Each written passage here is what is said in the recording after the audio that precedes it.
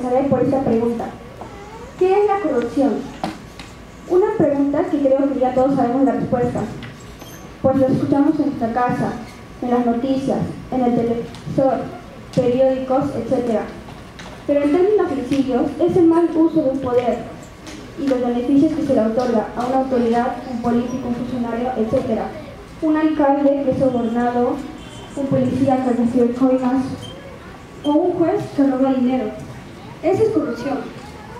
Y la corrupción es tan influente hoy en día que los primeros libros que uno va a encontrar al entrar en una librería visual van a ser libros sobre política y la mayoría con el tema de la corrupción.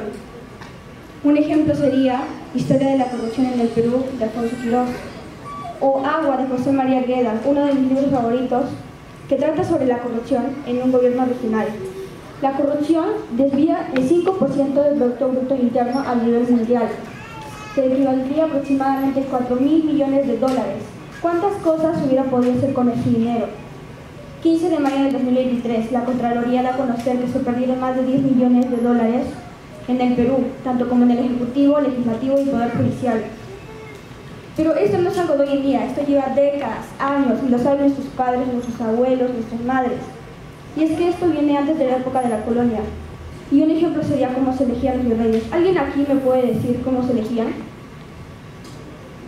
¿Quién pagaba más? Exacto, ¿quién pagaba más? No se elegía el más democrático, mucho menos el que tenía mejor familia o mejores estudios. Se elegía al que daba más por ese cargo, pues creía que iba a recuperar lo invertido viniendo acá al Perú. Poco a poco, la corrupción se fue integrando en el Perú y principalmente en los gobiernos regionales o las municipalidades. Con esto vamos al siguiente término, que es la gran corrupción. Un abuso sistemático del poder en perjuicio del bien común, tanto como del país o el mundo entero. No sé si ustedes escucharon los siguientes casos. El caso de Pujol y su familia, que robó más de 12.000 millones de dólares. El caso de Yanukovych, expresidente de Ucrania, que robó más de 3.000 millones de dólares.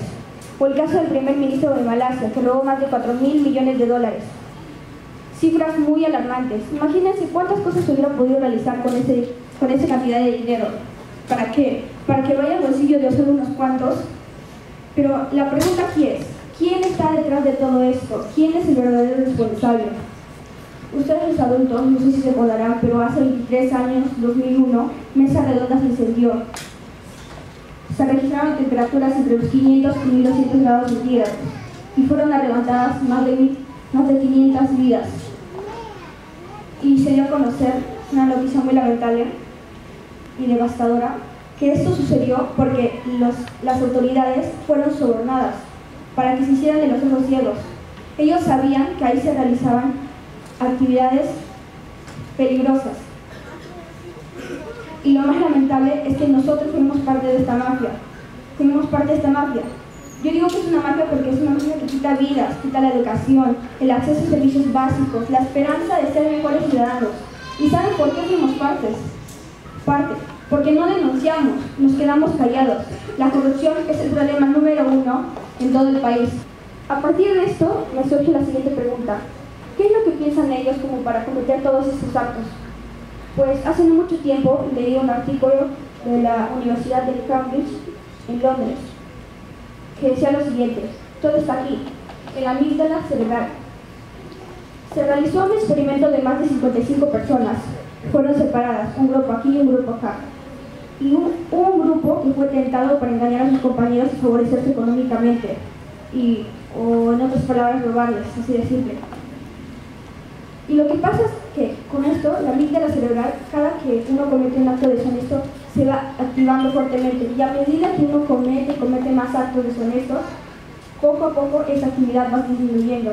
Así como un niño de 2 o 5 años, por ejemplo, cuando no le enseñamos que mentir es malo, cuando le dejamos mentir, se va acostumbrando. Lo mismo sucede con los políticos. Si uno no denuncia un acto de corrupción, el político va a decir: bueno, no me va a decir nada, mejor lo sigo haciendo. En fin, yo me beneficio. Es lo mismo. Yo les cuento un pequeño caso. Lenny Chavarría es fundadora de Only One Coin, solo por un sol en español, que enseña inglés a tan solo un sol por persona y ha logrado educar a más de 20.000 peruanos. Ella presentó su propuesta al Ministerio de Educación pero fue rechazada. Medios de comunicación popularizaron su caso, pero enfatizaron más su crisis autista que sus intenciones como docente. Afortunadamente, las ciudades colombianas apostaron a ella y a su proyecto y hoy más de 50.000 colombianos aprenden con ella. Aquí me surge una pregunta. Si ella logró esto con tan solo un sol por persona, ¿por qué el gobierno pide millones y millones de dólares para invertir en nuestra educación, la de niños, jóvenes e incluso adultos? Yo supongo que todos aquí, profesor, padres, niños, todos quieren un mejor país, un país con mejor educación, sin delincuencia, sin pobreza.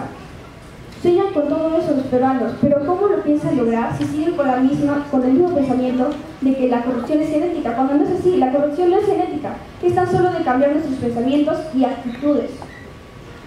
La Contraloría el año pasado anunció que se perdió más de 24.500 millones de dólares en todo el Perú. Y no mucho tiempo después, se dio a conocer que con esta cantidad inmensa de dinero se pudo haber combatido la pobreza. Ya no hubiera podido haber gente más pobre en todo el país. En tan solo un lapso de 2 años, imagínense eso. ¿Y cuál es su objetivo? El Perú cambiaría, el gobierno sería otro sería nuestro futuro. Y es que yo pienso así, cada uno aquí es como una gota de agua, pero si nos juntamos para combatir la corrupción, seríamos el mismo océano.